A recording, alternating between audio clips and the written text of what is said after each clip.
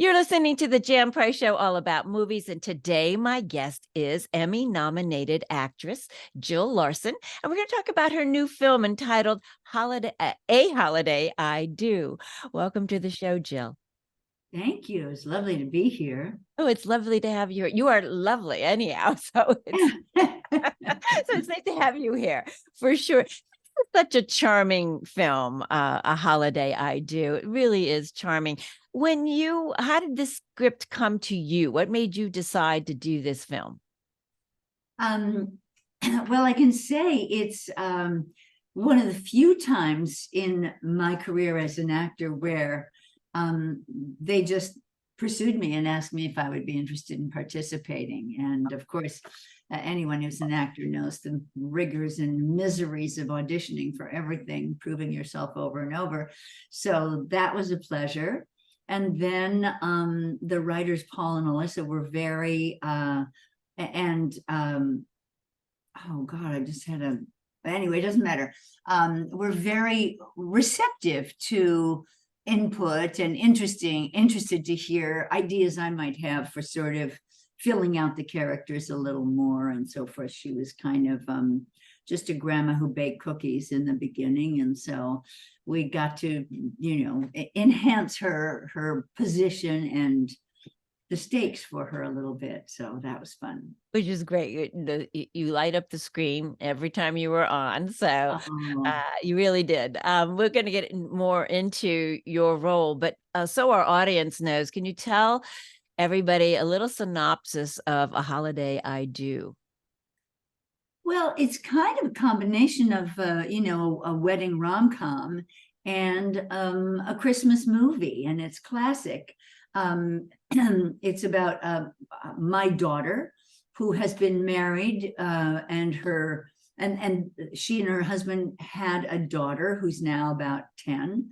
And at some point in the marriage, she realizes that really she is gay and that she can't really love him the way she should or he needs in a regular heterosexual relationship. So they get a very amicable divorce, and they're still best friends. And now he has met someone and is about to get married, and she is the what do they call it? Not best woman. Best woman or best woman. That's right. Exactly. That's the language. She's the best woman. And of course, she's something of a threat to the new bride who only meets her during the film. So anyway, there are complications, and I'm the mother trying to encourage my daughter to get out and kind of start her own life again. And and so there all kinds of, rom-com kinds of situations, but it ends up with a very happy ending. And, yeah, it does. It's got a wonderful cast with Lindsay Hicks plays your daughter, and she's just stunning. She's stunningly beautiful, she's very charming, soulful, actress. She is, and then Rivka Reyes is also lovely in this film too, and in her role. And then we have Marsha Warfield. I love her, and she's whenever you see her on the screen, you go, "Oh, I've seen her in many things." If people aren't as familiar with her name, but.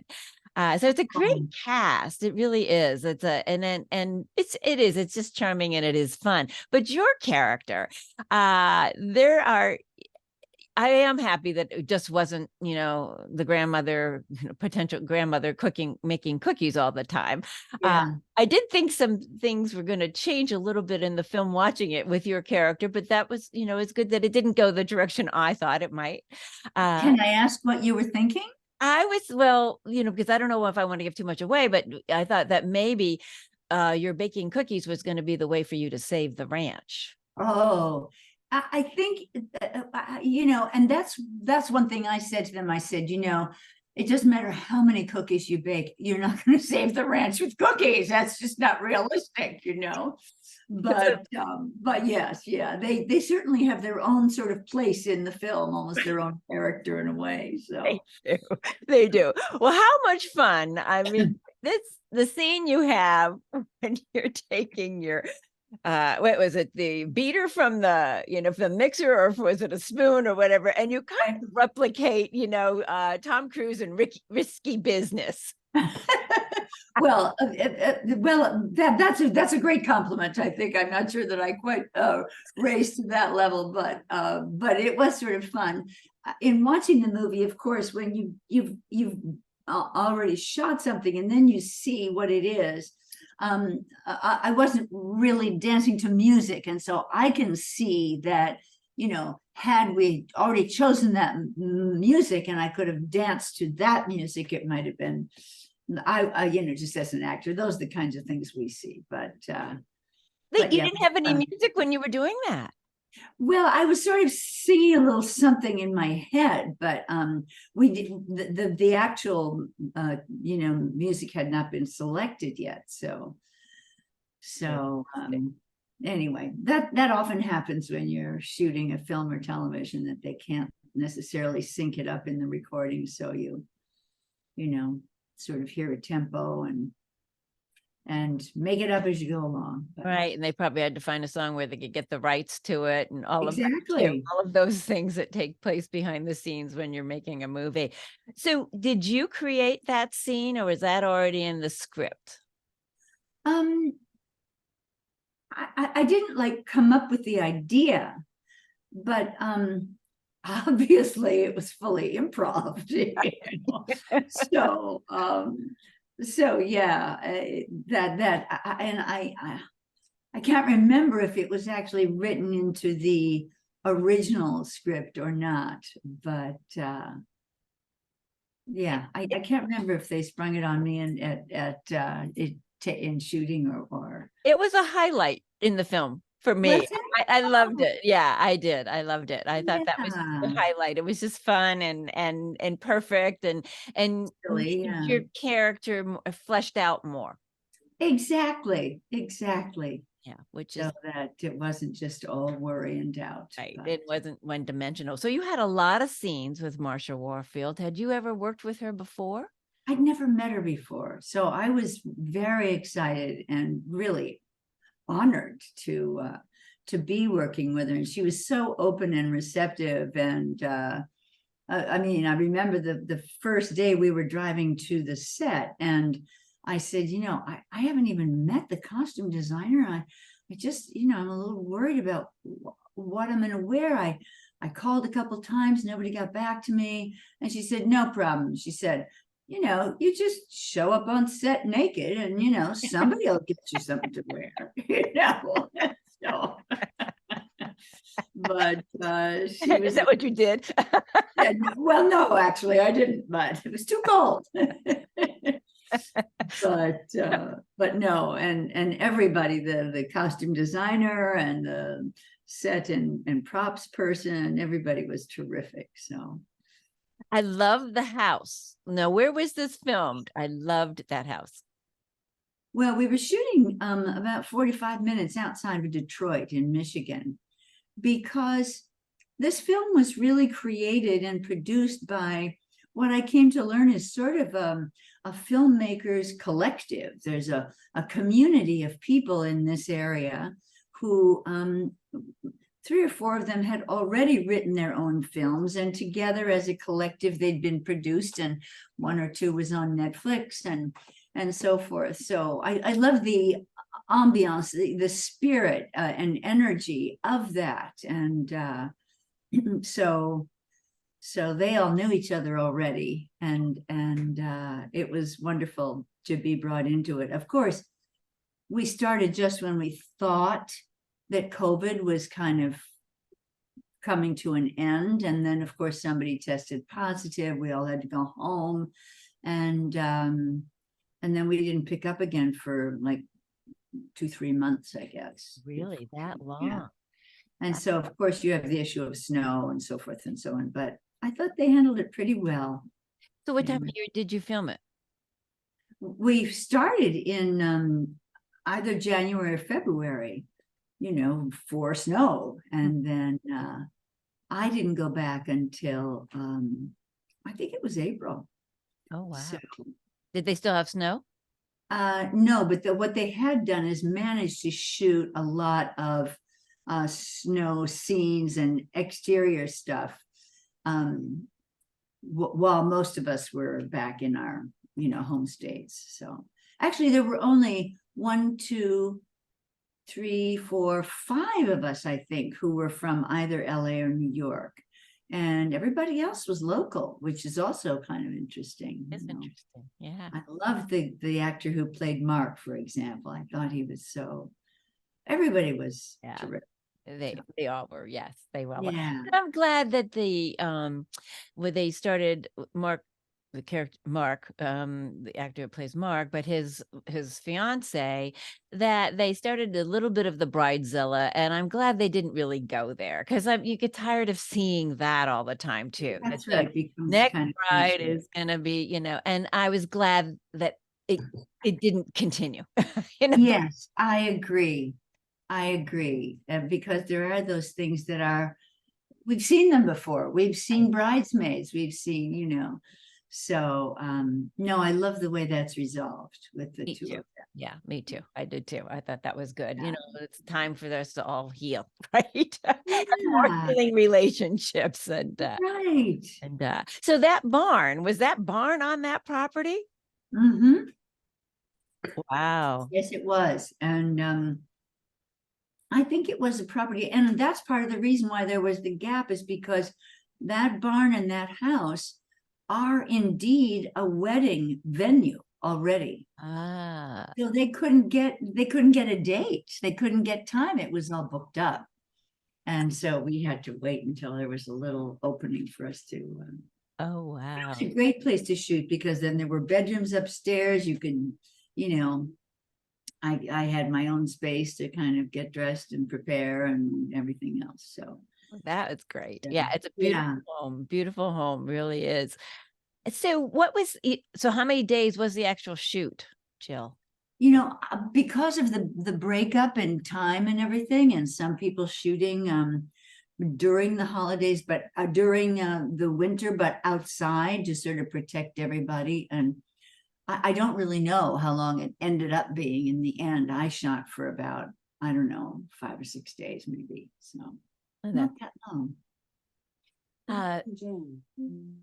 The Alexa's talking to me. Alexa, don't butt in. You never know what's going to happen. Right. Live recording. Get surprises. That's right. Well, you've had a very long and illustrious career, but your route to becoming an actress wasn't, a straight line. So let's talk about that, because did you think you wanted to be an actress at early on, or you just kind of went other directions and became an actress?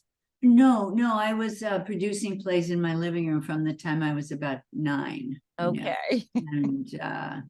And then, and I convinced the library that I should use their little lecture hall to present my production of Cinderella.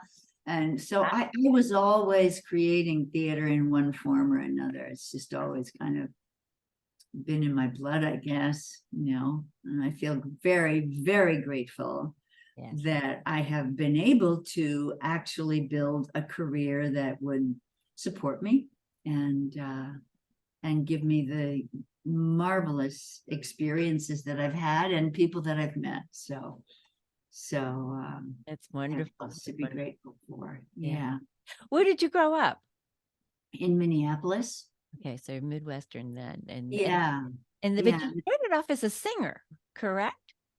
I did some singing. Yeah. When I was in college, I was part of a singing group in Minneapolis that did, I think we did 10 shows a week at a supper club, and there were 6 of us, and we did, condensed musicals and themed shows and whatever. It was great fun and great experience for learning how to put something together quickly and so forth. So the singing led you to Europe.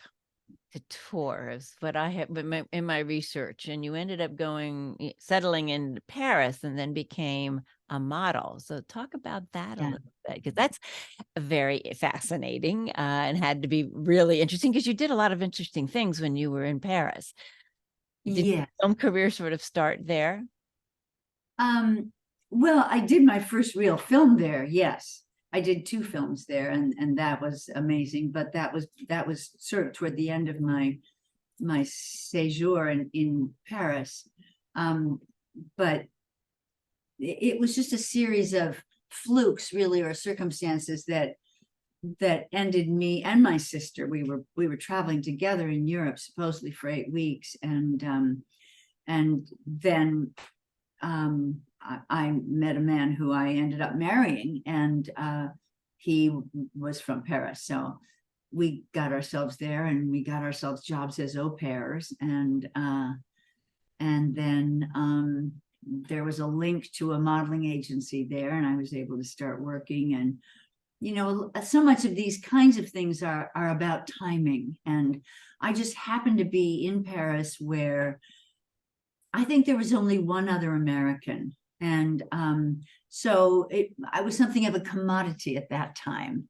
Mhm. Um, and it all sort of unfolded kind of rapidly, and it was an extraordinary time, and I got to travel to wonderful places, and then through that, I auditioned for a role in a film with Faye Dunaway and Frank Langella, uh, directed by a very famous French director, René Clément.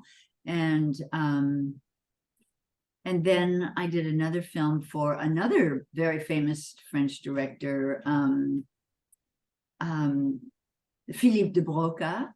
And he did King of Hearts, which was probably his most famous film. And that was with Jeanne Moreau. So that was a huge thrill for me to play opposite her. I mean, just for a couple of scenes, but still. Yeah, Yeah, she was amazing. incredible. Yeah, So really, really is. How exciting that is. And that was early yes, on in your career. So how exciting. yes. So then you came back to the States, and then you've been really actively involved with All My Children, right? Has been one of the shows that you've been on. Right. But I was here in New York for almost 20 years, working in New York and in regional theater, and whatever, for almost 20 years before I started on All My Children. And so that was a gift from the gods.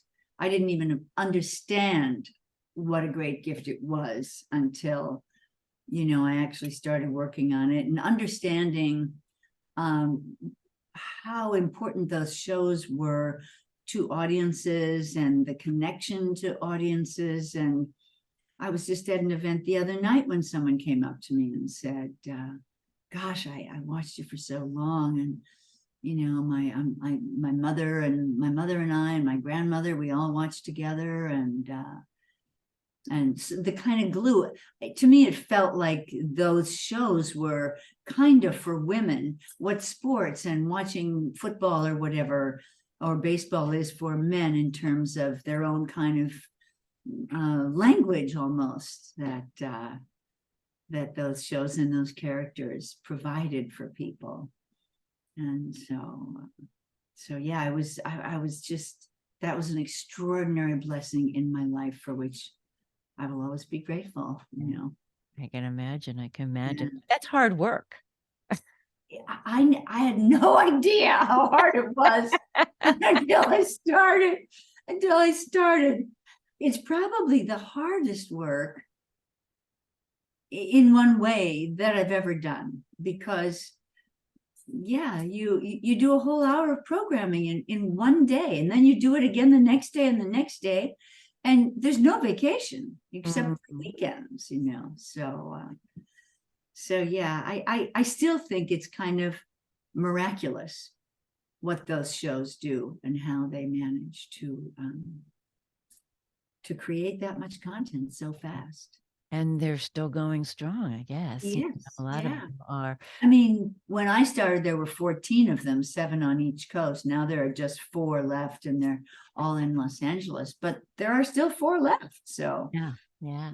to So they, celebrate that. yeah, they Yeah. definitely still provide joy to the people that continue to watch them. I have a dear friend who just loves her soap operas, you know, Yeah. and very Yeah. disappointed. I think one of them that she loved, I can't remember which one, but that she loved, you know, went off the air, and she was like mourning the loss. Yeah. Oh, you know, you get Totally. invested in the characters in that in those shows for sure. Right. It's true for any kind of television. I mean, if we watch nighttime series and things, you get invested Yes. in those characters, obviously. So Right. But these came into your home every single day. So you watched characters. I was on the show for 20 years.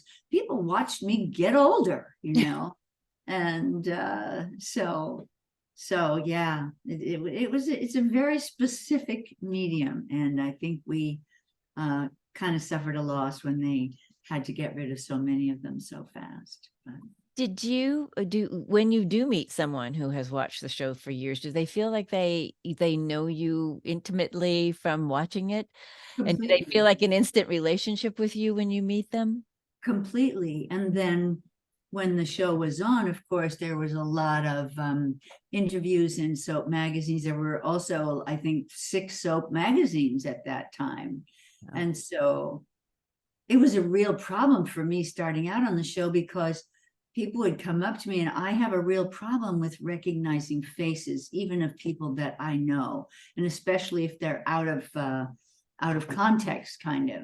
mhm. So people would come up to me and ask about my daughter or talk about Minnesota, and I didn't know if I knew them or not. And so that, yeah, that was a challenge. But everyone was, at one point I felt like, what am I supposed to do? This is too scary. And then I realized they're all just coming to say how much they love the show and love my character. What is bad about that? So Right. Yeah, exactly. yeah. So you've done stage, you continued your love of putting on productions and done stage. Uh, Mm. uh, out of all of the out of film and stage and television, what is your uh, favorite that you enjoy doing the I most? was afraid that's where you were going with that question. Too predictable. I'm sorry. That's all right. I'm not sure that I can, it's impossible. I could never pick one particular thing. There are various experiences that I've had that have surprised me, that have, some have been sort of therapeutic for me. I guess in the theater, you have a chance to really have a much more intimate connection with your character and really develop something. So opportunities I've had to, do a lot of wonderful plays. And so I'm not going to try to list them all, but Mhm. um, and then in film, of course, it's such a different experience. But yeah, after doing all that television and then getting to do a certain amount of nighttime work, not as much as I'd like, but some, Mhm. and then some various films and so forth. I then got asked to do this horror film, which I'd never even seen a horror film. So I was really just a stranger in a strange land. And I came to realize that in a way, the horror community is just as vivaciously enthusiastic about that medium as the soap community is. Yeah. And so I came to really understand more about it and to just really appreciate that community and to have a wonderful, wonderful time playing this woman. The Taking of Deborah Logan is the name of the film, and I played Deborah Logan, who they think has Alzheimer's, but is really possessed. So, Exciting. I know. It's a real chew the scenery kind of opportunity. It sounds like fun. It sounds like fun. Yeah. Well, Jill, our time is running out. Do you know where people can see A Holiday I Do? Do you know where it's showing for people to see? Holiday I Do is on we didn't even mention the fact that this is a lesbian love story. Right. That actually 40% of the I guess the cast and production crew are from the LGBTQ community. So that's kind of a special thing, And so it's on a streaming, I guess it's a lesbian streaming platform called Tello, Tello. And that's where I watched it last night. So Wonderful. That's where you can find it. And if you do, I hope you enjoy it. Yes, well, it is. It's a charming movie, and everybody should seek it out on Tello for sure. Jill, what a joy to have you on the show. I look forward to seeing you in your next project. Well, thank you, Jan. It's been lovely talking with you too. You too. Thank you so much. All right. Have a great day. You too. Bye.